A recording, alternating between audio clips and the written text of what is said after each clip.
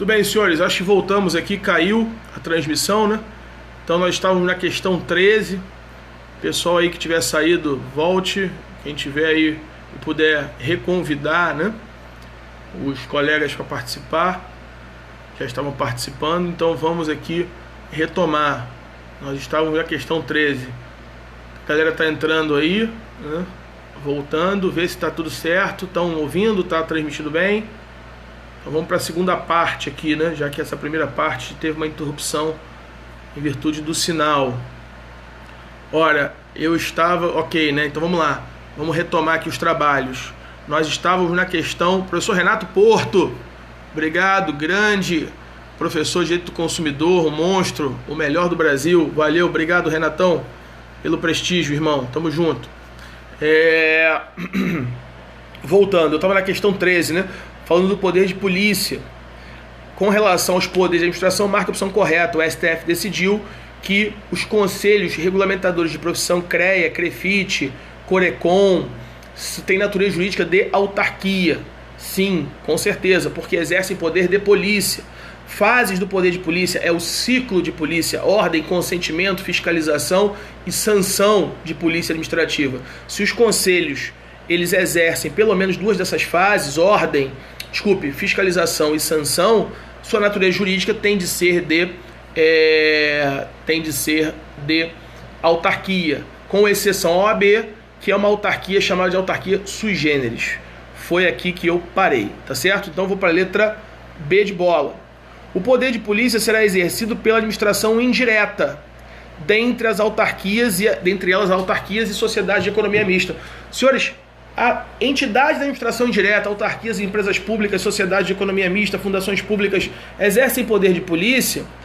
O professor José dos Santos Carvalho Filho fala, inclusive, que seria um poder de polícia delegado, né? Não seria um poder de polícia de origem primária, não seria um poder de polícia originário, seria um poder de polícia delegado, né? E é bem verdade que isso acontece. Autarquias, agentes reguladoras, exercem poder de polícia. Os conselhos regulamentadores de profissões, da mesma forma. Agora, sociedade de economia mista e empresa pública, há uma grande divergência sobre o tema.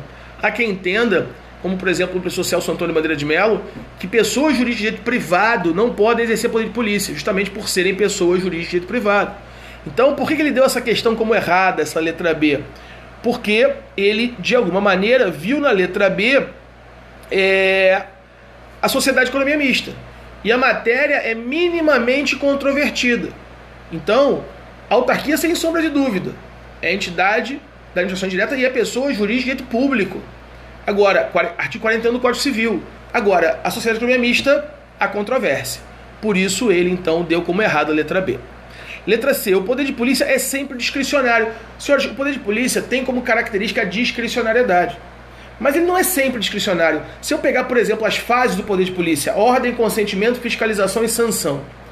Na sanção de polícia, eu não tenho aqui um ato discricionário. Não há possibilidade de um agente de trânsito que exerce poder de polícia de trânsito, administrativa de trânsito, analisar a conveniência e oportunidade entre lavrar um auto de infração de trânsito ou não lavrar.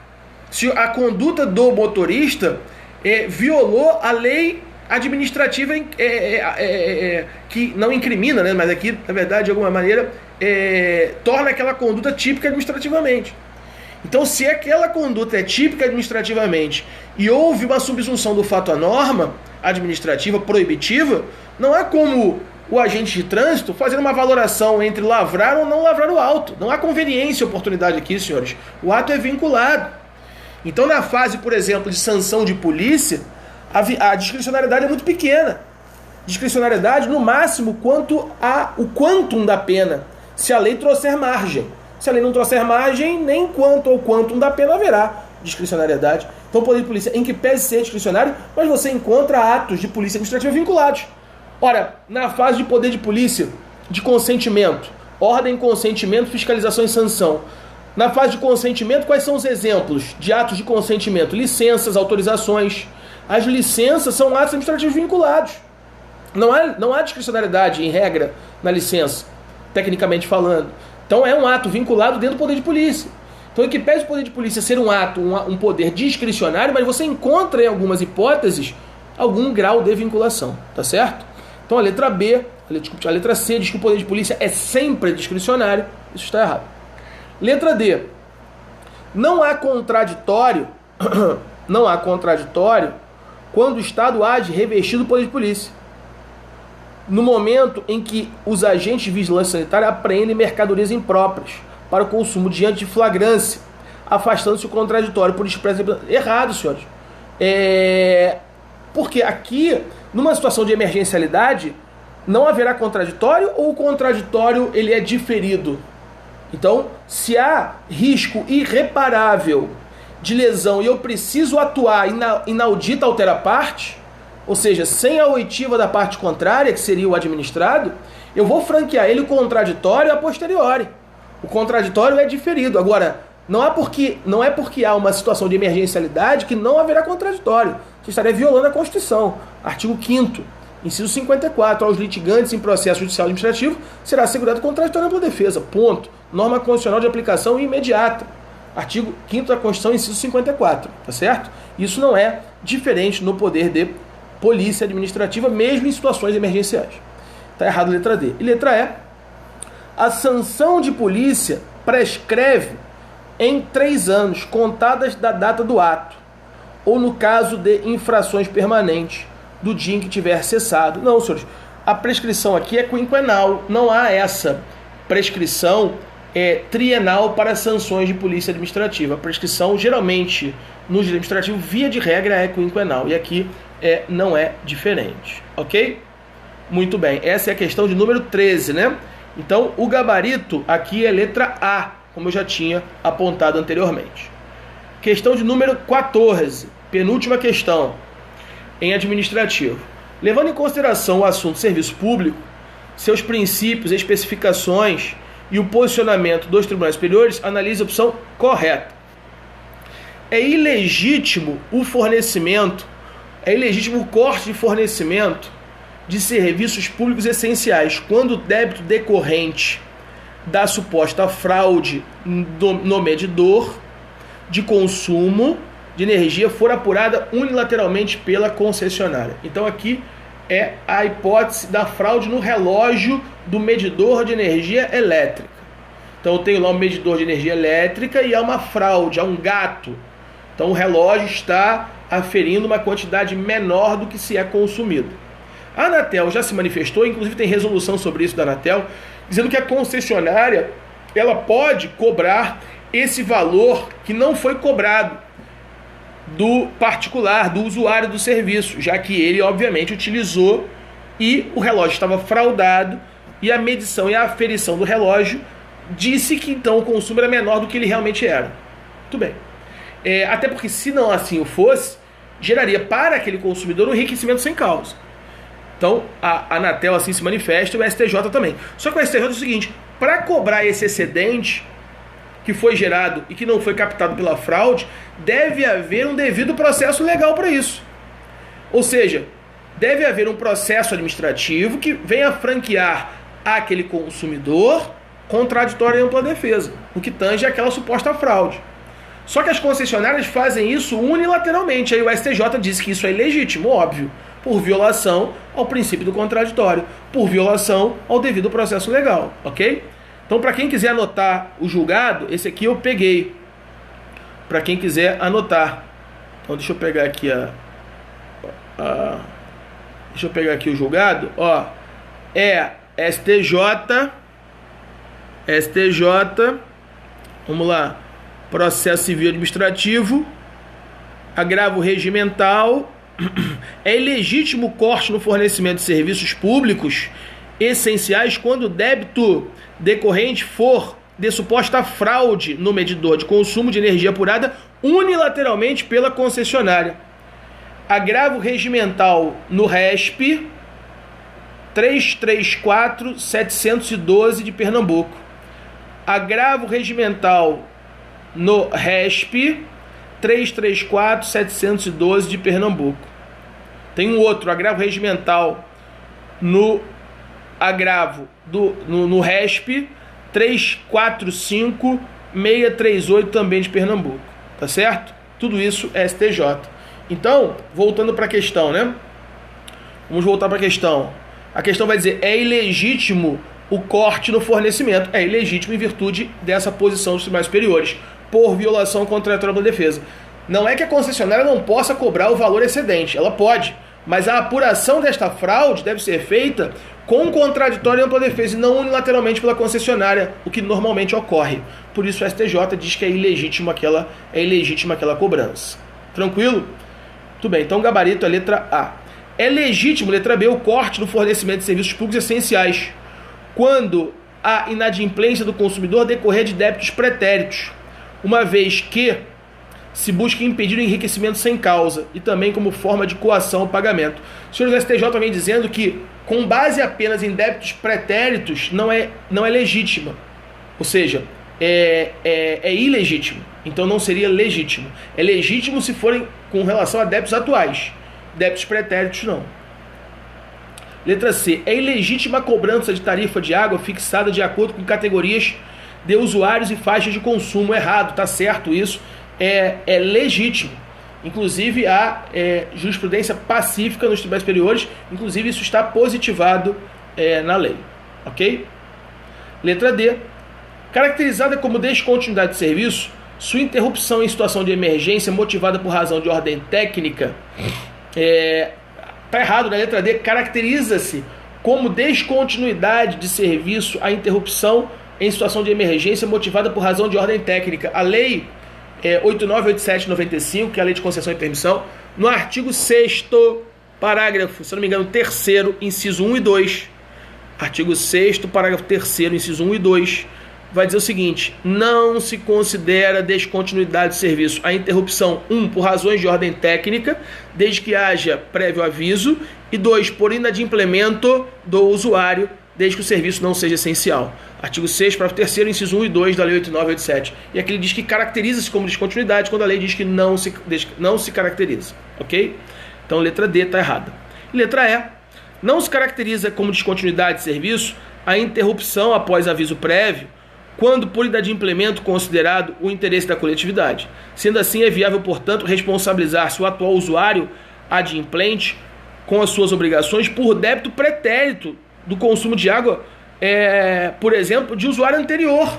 Ora, senhores, então eu passo a ser o consumidor, naquele imóvel havia um outro usuário que deixou um débito. Isso transmite para o novo usuário? Obviamente que não.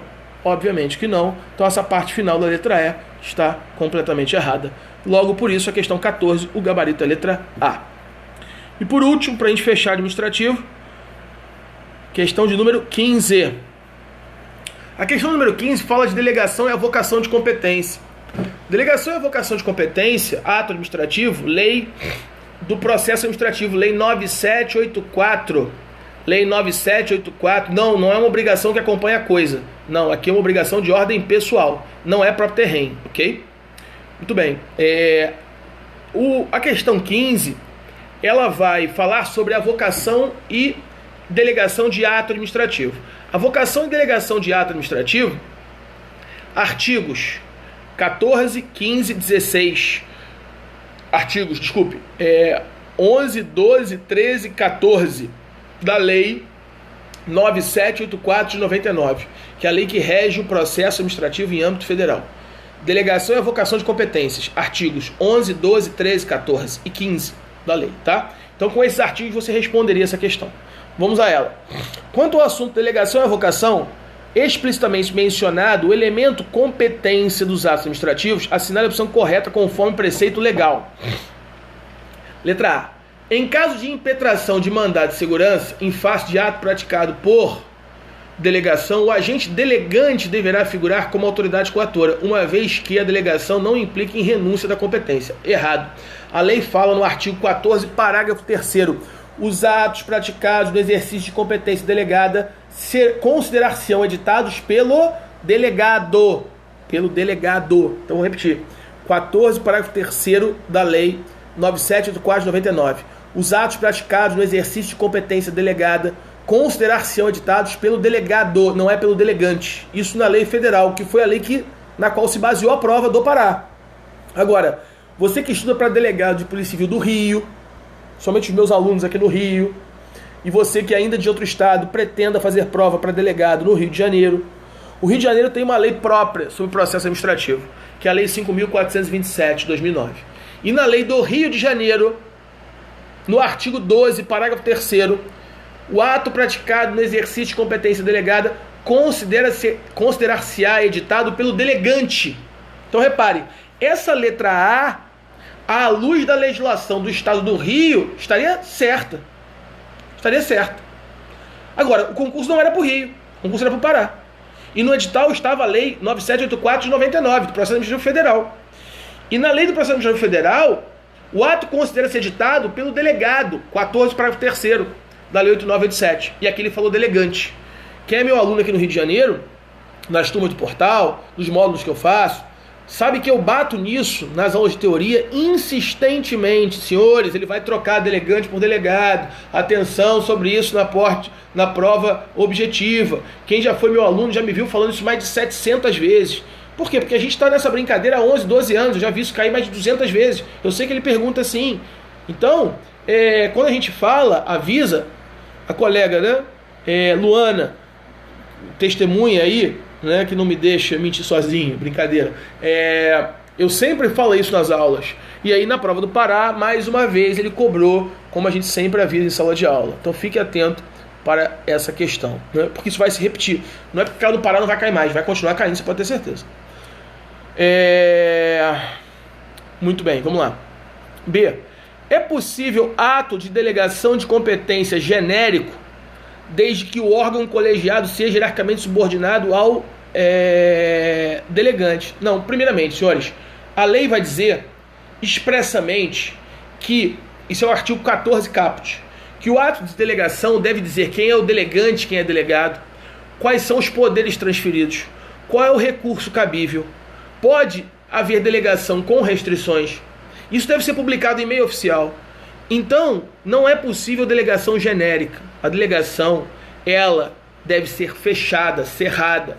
O ato de delegação, ele deve exaurir, dizer quem é delegante, quem é delegado, qual é o prazo, ora, qual é o recurso cabível.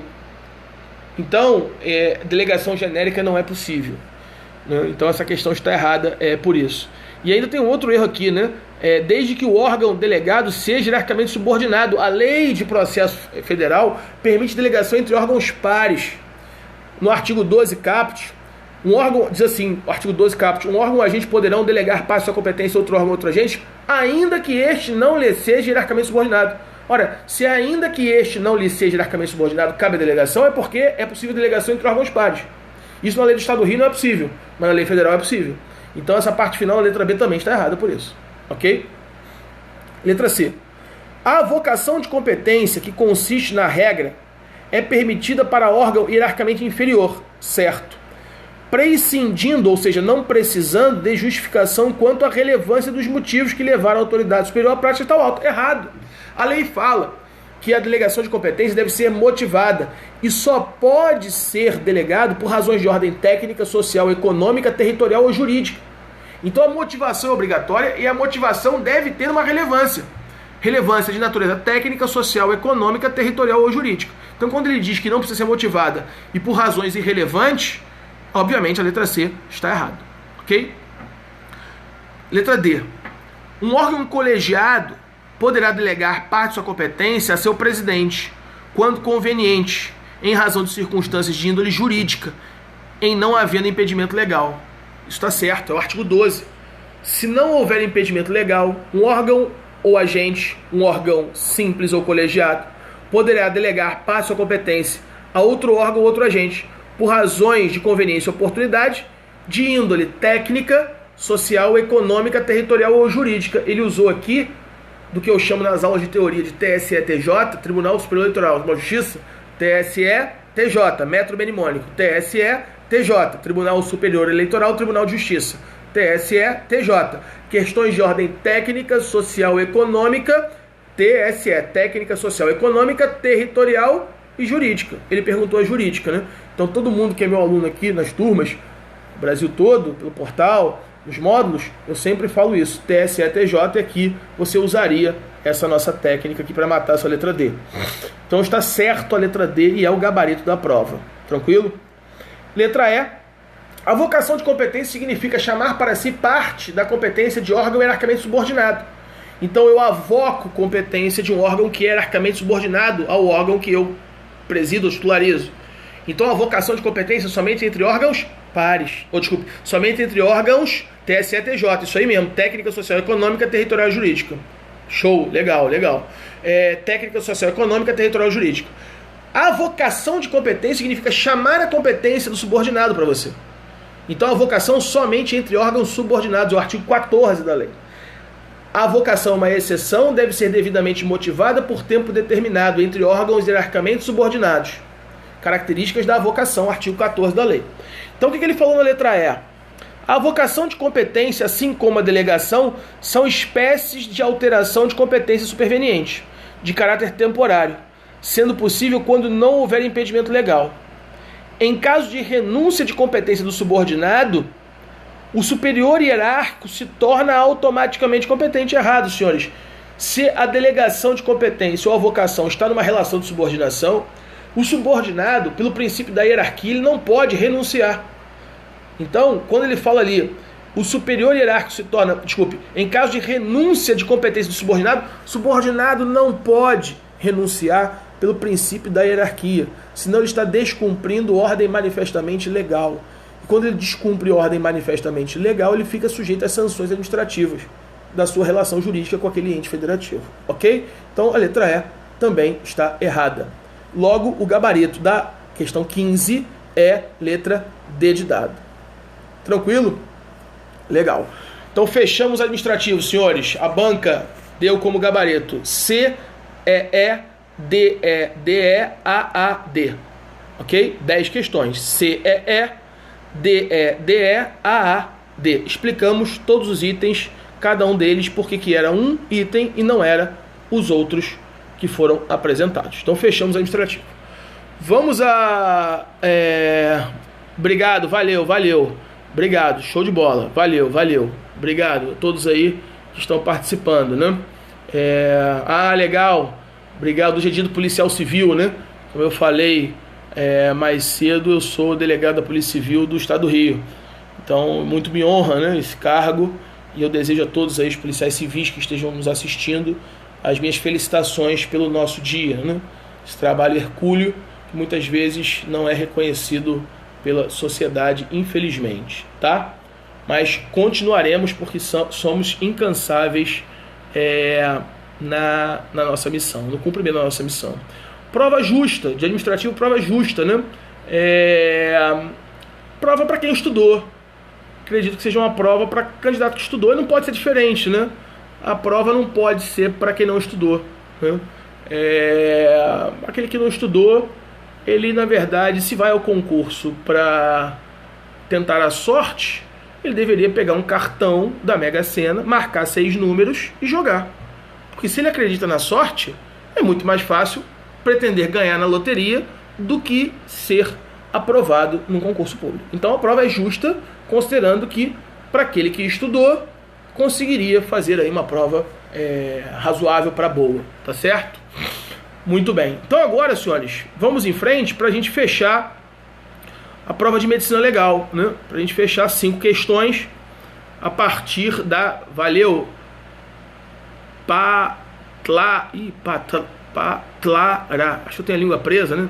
Patlara. Ih, caramba, me enrolei todo para falar. Desculpe aí, tá? Questão de número 66. Senhores, docimazias. As docimazias ou docimásias, né? Elas vão buscar a prova do nascimento com vida. Obviamente, a mais conhecida delas é a de Galeno, a docimazia hidrostática de Galeno, que não foi essa que ele perguntou, né?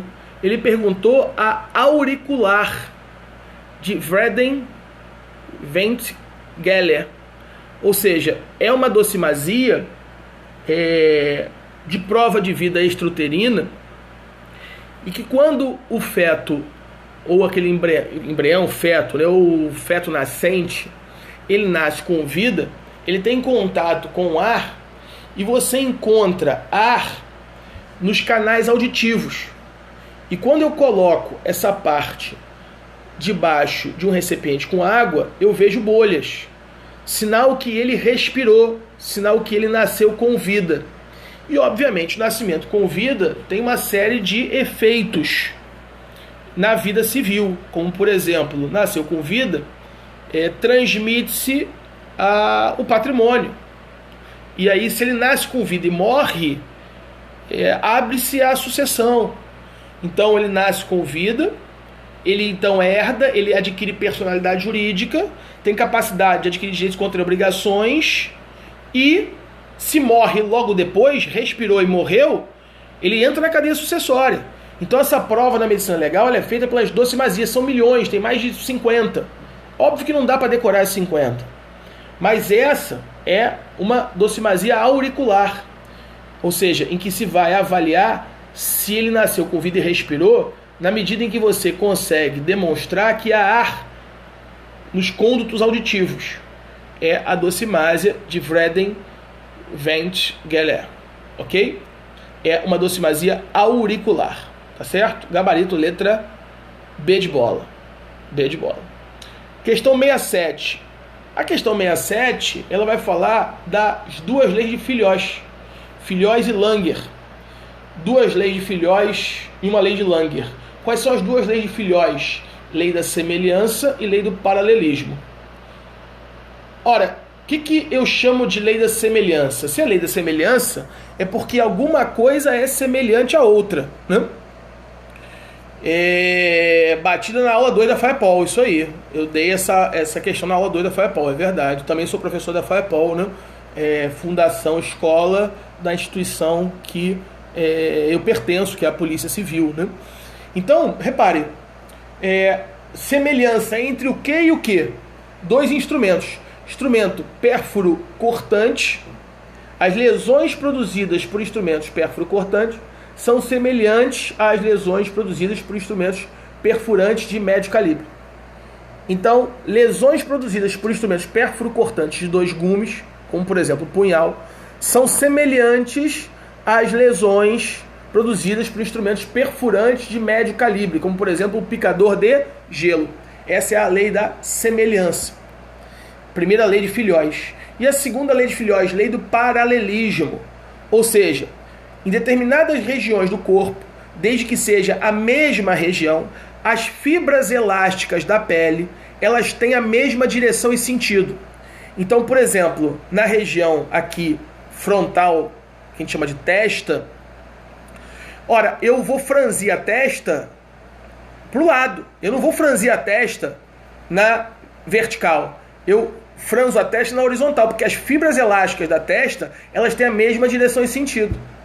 Você ri para o lado, você não ri para cima. Porque as fibras elásticas da pele naquela região têm uma mesma direção e sentido. Então, se eu introduzir ali um instrumento perfurante de médio calibre e fizer uma segunda lesão, uma segunda ferida, a primeira lesão ela é paralela à segunda lesão, lei do paralelismo.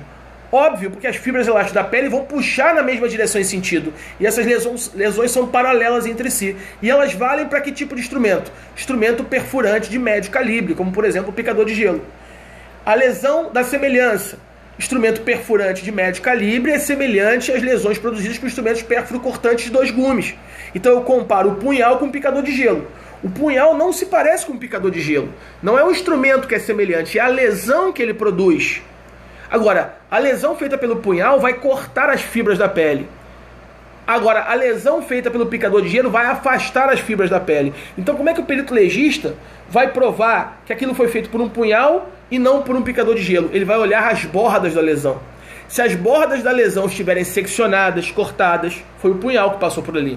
Se estiverem afastadas apenas, foi o picador de gelo, foi um instrumento perfurante de médio calibre. Então, primeira lei de Filhós, lei da semelhança. Lesões produzidas por instrumentos perfurantes de médio calibre são semelhantes a lesões preferidas por instrumentos pérfuro-cortantes de dois gumes. Primeira lei de Filhós, a lei da semelhança. Segunda lei, lei do paralelismo. As lesões produzidas na mesma região por instrumentos perfurantes de médio calibre são paralelas entre si na mesma região do corpo. Agora, se eu produzir essa lesão numa região de entrecruzamento das fibras, como por exemplo aqui na região do ombro, que eu tenho entrecruzamento das fibras aqui do peitoral com o bíceps, essas lesões em áreas em que as fibras se entrecruzam, eu vou ter a lei do polimorfismo, como o Lucas aí bem lembrou, lei de Langer. E essa ferida vai ser uma ferida estrelada, bizarra, sem forma, amorfa. Forma bizarra, estrelada, é a chamada lei de Langer, ou lei do polimorfismo. Então o que a questão perguntou? As leis de Eduard Filhois e Karl Ritter von Langer são estudadas no campo das lesões produzidas por instrumentos perfurantes de médio calibre, picador de gelo, porque ela compara o perfurante de médio calibre com o pérfuro cortante de 2 gumes, lei da semelhança. Ela pega o perfurante de médio calibre e faz a lei do paralelismo. Ela pega o perfurante de médio calibre e diz que na região de entrecruzamentos a ferida é bizarra, é estrelada, é amorfa. Então ele está falando de que instrumento? Perfurante de médio calibre. Por isso, gabarito a letra A. Ok? Gabarito letra A. 68. Lesões e mortes por projéteis ou projetis de arma de fogo. Ora, quando eu estudo a lesão, eu posso estudar a lesão de tiro com cano encostado, ou posso estudar a lesão de tiro à distância ou a curta distância. Se eu estudar lesão por projetil de arma de fogo com cano encostado, pode ser com cano encostado com osso por baixo, cano encostado sem osso por baixo. Muito bem. Se for tiro com cano encostado sem osso por baixo, por exemplo, na região da bochecha, quando houver o disparo, vai ser expelido o projetil. Junto com o projetil, vão ser expelidos também os elementos que compõem o cone de dispersão. Micropartículas de pólvora, micropartículas de metal do cano da arma, fumaça, tudo isso sai junto com o projetil. Se tiver osso por baixo, esses gases superaquecidos batem no osso e voltam, explodindo a pele para fora, fazendo surgir uma ferida bizarra, suja, anegrada, parecendo uma mina de carvão. É a lesão ou sinal de boca de mina de Hoffman. Então o sinal de boca de mina de Hoffman, ela apresenta tiro com cano encostado com plano ósseo por baixo. Agora, se não tiver plano ósseo por baixo, como por exemplo na bochecha, ora, não vai bater e vai voltar. Mas quando aquele projetil sai e aqueles gases saem, eles fazem com que a pele bata no cano da arma, muitas vezes decalcando o cano da arma na pele. Então eu vejo o decalque do cano da arma na pele. É o sinal de Pupp-Wertger-Ertner. É o sinal de Pupp-Wertger-Ertner. No aulão do Portal F3, quem participou do aulão estava lá e me viu falando isso no aulão. Eu exatamente falei dessa questão no aulão especificamente. Ok? E aí, obviamente, caiu, graças a meu bom senhor. Quem foi lá no aulão, com certeza essa questão não errou. Então, gabarito da questão 68. Tiros encostados permitem identificar sinais